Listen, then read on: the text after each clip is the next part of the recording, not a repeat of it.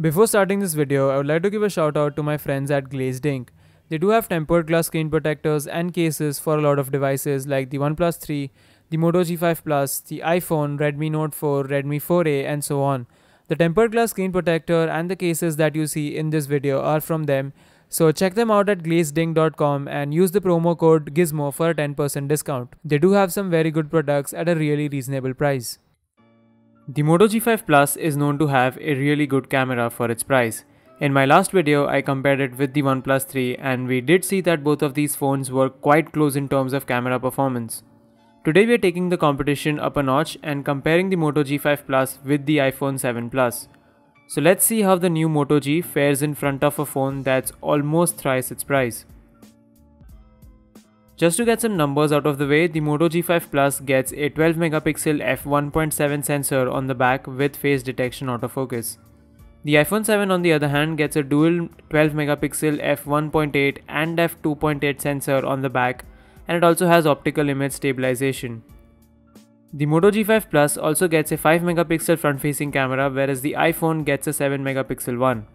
Both of these phones can record 4K video, but the iPhone also gets 2 times optical zoom and the famous portrait mode.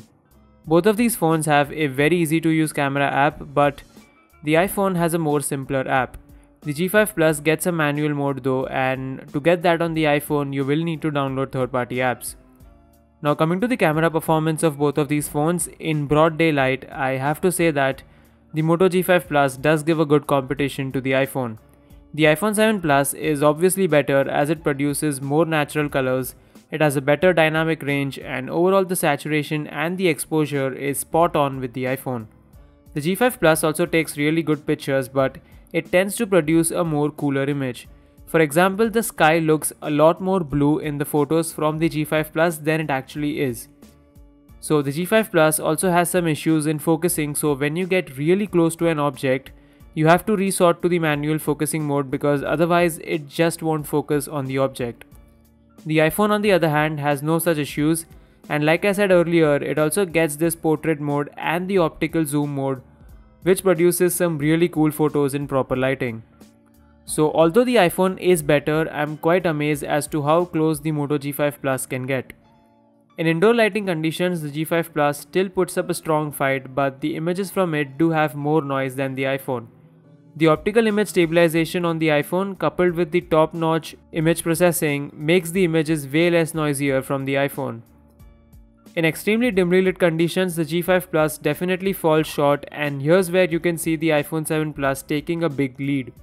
The G5 Plus does a good job considering its price, but the iPhone 7 Plus is definitely better and it does a great job in low lighting. The front-facing cameras are also good on both of these phones.